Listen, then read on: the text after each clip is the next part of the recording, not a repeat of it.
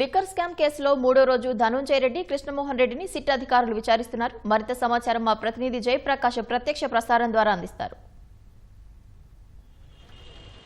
పవిత్ర మూడో రోజు ధనుంజయ రెడ్డి, కృష్ణమోహన్ రెడ్డిలను విచారిస్తూ ఉన్నారు. ఈరోజు ఉదయం 11 గంటలకు సిట్ కార్యాలయానికి చేరుకున్నారు. ఇంకా విచారణ కొనసాగుతుంది. మరోవైపు సుప్రీంకోర్టు తాజాగా ఉత్తర్వులు ఇచ్చిన పరిస్థితి అయితే ఉంది. ఆ ఉత్తర్వుల్లో మధ్యంతర రక్షణ కానీ అసలు ముందస్తు బెయిల్ ఈ కేసులో ఈ దశలో ఇవ్వలేమని సుప్రీంకోర్టు స్పష్టంగా తేల్చి చెప్పింది. అయితే విచారణకు సహకరించాలని, దర్యాప్తులో థర్డ్ డిగ్రీ ప్రయోగించకూడదని తెలిపింది. అయితే ఈ కేసు గనక చూసుకున్నట్లయితే సుమారు 3,200 కోట్లకు పైమాటే ఇక్కడ కమిషన్లు కిక్ బ్యాక్ల రూపంలో వసూలు చేశారని ప్రాథమికంగా సిట్ దర్యాప్తులో తేలింది. అయితే కేవలం ఇది ప్రాథమిక దర్యాప్తులో తేలిన నగదు మాత్రమే. దీనికన్నా ఇంకా ఎక్కువ నగదు కమిషన్ల రూపంలో వసూలు చేసి ఉండవచ్చు అనే ఒక అభిప్రాయాన్ని కూడా అందులో రిమాండ్ రిపోర్టులో గోవిందప్ప బాలాజీకి ఇచ్చినటువంటి రిమాండ్ రిపోర్టులో తేల్చి అందులో తెలిపారు సిట్ అధికారులు. ఈరోజు కనుక చూసుకున్నట్లయితే నిన్న 2 రోజులు సుదీర్ఘంగా విచారణ జరిపారు. విచారణలో చాలా విషయాలు చెప్పనప్పటికీ వేరే ప్రశ్నలు అడిగి మళ్ళీ సమాధానాలు రాబట్టే ప్రయత్నం అయితే చేశారు. ముఖ్యంగా ఇక్కడ మనం చూసుకున్నట్లయితే ఇటీవల కృష్ణమోహన్ రెడ్డి కుమారుడు రోహిత్ రెడ్డికి సంబంధించిన కంపెనీలు షేక్పేట, మెహదీపట్నం, రాజేంద్ర నగర్, గుడిమల్కాపూర్, యాకుత్పురాలలో హైదరాబాద్ పరిధిలో ఉన్న ఈ ప్రాంతాల్లో ఉన్న కంపెనీలు nautical green energy, eBot energy systems, Scooby labs robotics, AQ square yard, realtors ఇటువంటి కంపెనీల్లో తనిఖీలు చేశారు. ఈ తనిఖీల్లో భాగంగా కొన్ని కీలకమైన డాక్యుమెంట్లు స్వాధీనం చేసుకున్నారు. అందులో అనుమానాస్పద లావాదేవీలు కూడా గుర్తించారు. ఆ అనుమానాస్పద లావాదేవీల గురించి నిన్న సుదీర్ఘ విచారణలో కృష్ణమోహన్ రెడ్డిని అడిగారు. తనకేమీ తెలియదని సమాధానం చెప్పిన ఆ లావాదేవీలకు సంబంధించిన ఆధారాలు చూపించేసరికి ఆయన సమాధానాలు చెప్పలేకపోయారు.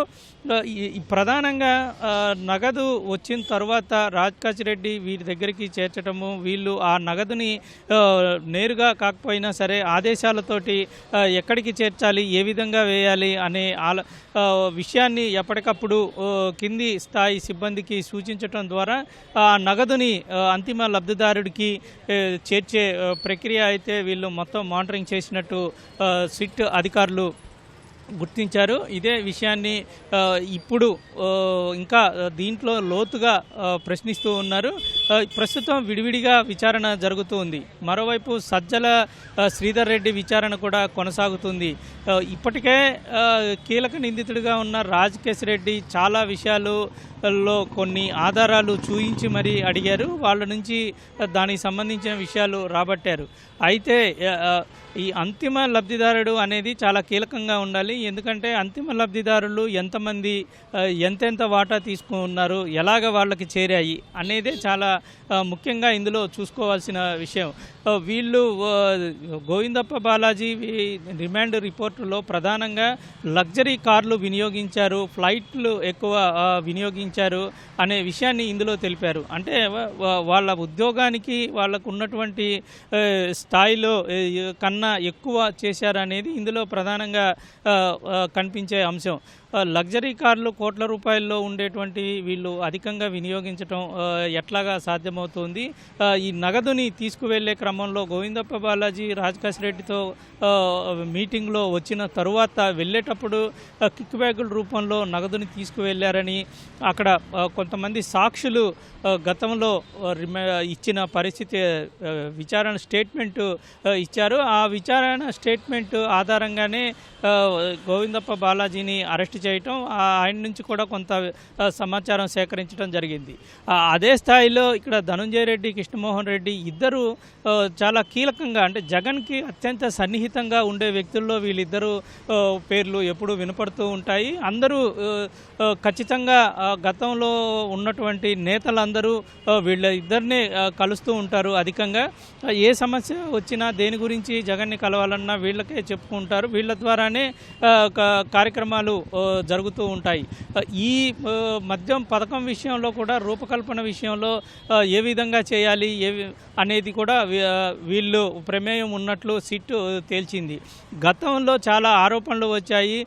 కేవలం నగదు రూపంలోనే ఎందుకు మద్యానికి సంబంధించిన లావాదేవీలు జరుపుతూ ఉన్నాయి, భారీగా కుంభకోణం జరుగుతుంది, కోట్ల రూపాయలు అక్రమ మార్గంలో వెళ్తున్నాయి అని గతంలో ప్రతిపక్షాలు చాలా వ్యతిరేకంగా వ్యవహరించిన పరిస్థితి ఉంది. చాలా ఆరోపణలు కూడా ప్రతిపక్షాలు చేశాయి. తూతూ మంత్రంగా కొన్ని చోట్ల డిజిటల్ పే రూపంలో కొన్ని చోట్ల చేసినటువంటి గత ప్రభుత్వం దాన్ని పూర్తి స్థాయిలో ఎక్కడ అమలు చేసిన పరిస్థితి అయితే కనపడలేదు.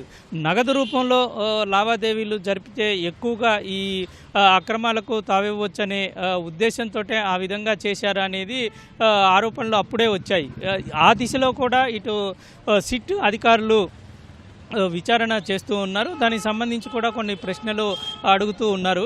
ఈరోజు దాదాపు ఇప్పుడు తాజాగా సుప్రీంకోర్టు ఇచ్చినటువంటి ఆదేశాల ప్రకారంగా ఎటువంటి ఉత్తర్వులు, ఎటువంటి రక్షణ ఇప్పుడు ఉన్నటువంటి నిందితులకి లేదు. ఇటీవల మనం చూసుకోవచ్చు A31, A32, A33లుగా ముగ్గురిని ధనంజయ రెడ్డి, కృష్ణమోహన్ రెడ్డి, గోవిందప్ప బాలాజీ ఈ ముగ్గురిని నిందితులుగా చేర్చారు ఎఫ్ఐఆర్లో. ఆ సమయంలో ముగ్గురు అజ్ఞాతంలో ఉండటం, గోవిందప్ప బాలాజీకి సంబంధించిన సమాచారం వెంటనే దొరకటంతో వెంటనే ఆయన అరెస్టు చేసిన పరిస్థితి ఉంది. వీళ్ళిద్దరూ సుప్రీంకోర్టు ఆదేశాలతోనే అజ్ఞాతం నుండి బయటకు వచ్చి విచారణకు వచ్చారు. గత 2 రోజులుగా విచారణకు హాజరయ్యారు. అయితే నేటి నుంచి రక్షణ ఉంది. నేటి వరకు ఉండటంతో ఈరోజు విచారణకు మళ్ళీ వచ్చారు. సుప్రీంకోర్టు తాజాగా ఆదేశాలు ఇవ్వడంతో వాళ్ళపైన ఎటువంటి రక్షణ లేదు.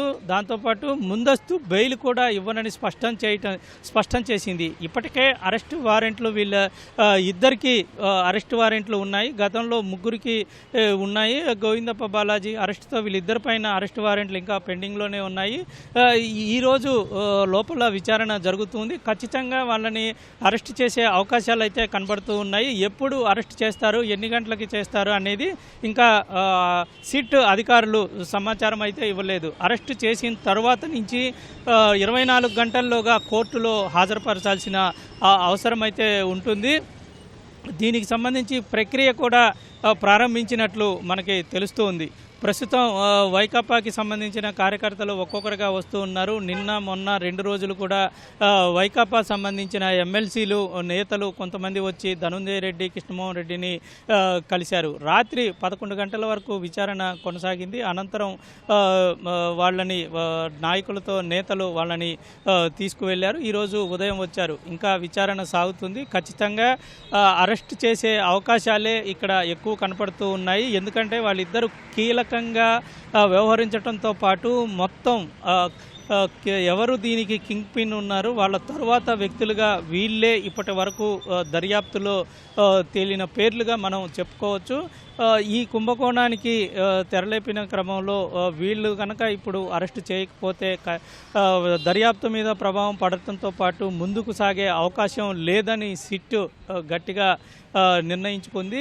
ఖచ్చితంగా మధ్యాహ్నం సాయంత్రం లోపు అరెస్టు చేసే అవకాశం అయితే మనకి కనబడుతుంది. పవిత్ర. కెమెరామెన్ స్వామితో జయప్రకాష్, ఈటీవీ న్యూస్, విజయవాడ.